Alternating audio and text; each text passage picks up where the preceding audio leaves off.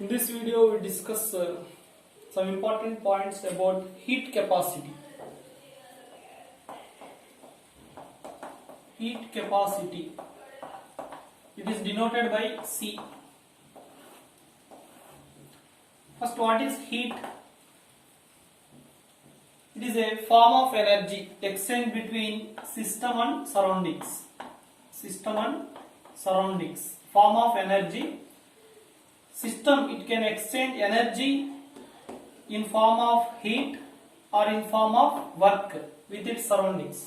Two ways only to exchange energy with the surrounding, in the form of heat or work. That is known as heat. Heat capacity. Suppose this one is a system. The substance present in the system, that one is 1 degree centigrade riser.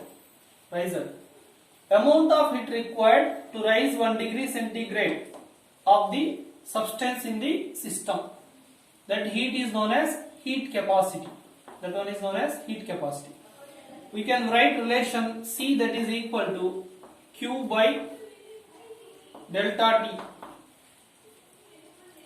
T. Amount of heat required to rise 1 degree centigrade temperature of the substance is known as heat capacity. Here, rise in temperature 1 means heat, that is equal to heat capacity. So, units of heat capacity, units, that is equal to heat unit joule, temperature unit Kelvin. Joule Kelvin inverse, or joule per Kelvin, or joule per degree centigrade. These are the units of the heat capacity. What is molar heat capacity? Molar heat capacity. It is denoted by C suffix m. Suppose in the system 1 mole substance is present, then amount of heat required to rise 1 degree centigrade of 1 mole of substance in the system is called molar heat capacity. Molar heat capacity Cm, that is equal to heat by N, where N is number of moles, delta T. 1 mole of the substance and 1 degree centigrade rise in temperature, then heat is equal to molar heat capacity. Or Q by delta N, nothing but heat capacity. So you can write C by N. And its units are joule Kelvin inverse. These are units of heat capacity per mole.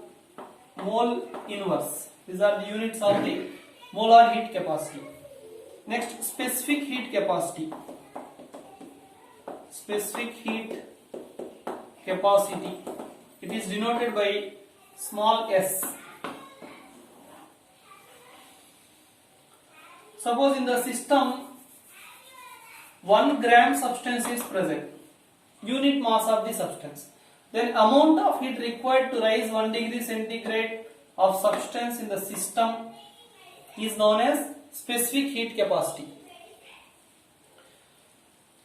Amount of heat required to rise 1 gram substance, to rise 1 degree centigrade temperature of 1 gram of substance is known as specific heat capacity.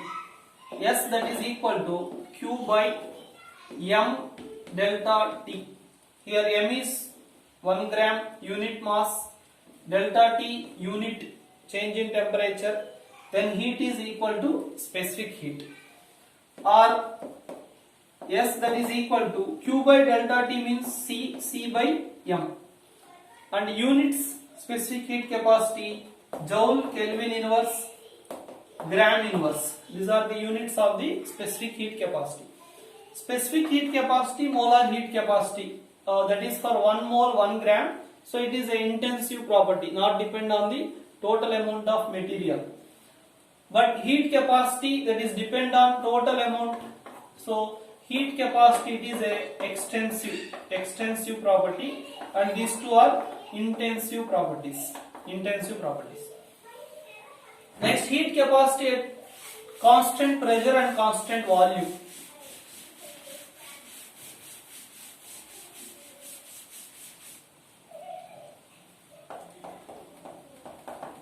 heat capacity at constant pressure and constant volume. We know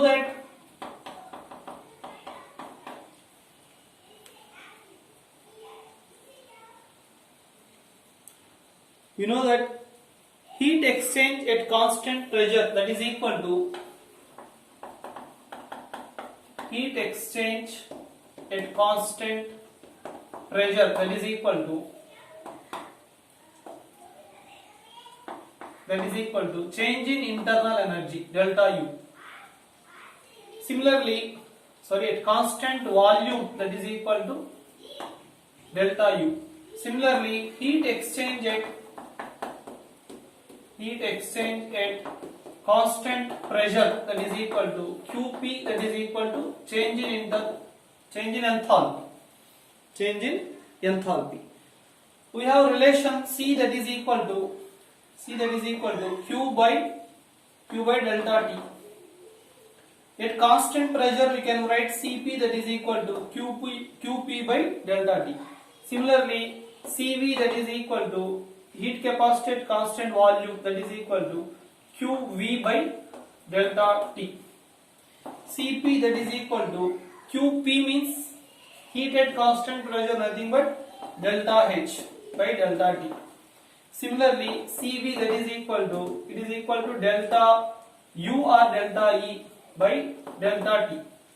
For small change in temperature, we can write Cp, that is equal to dou H by dou T, that is at constant pressure. Cv, that is equal to dou U by dou T at constant volume. These are some relations for heat capacity.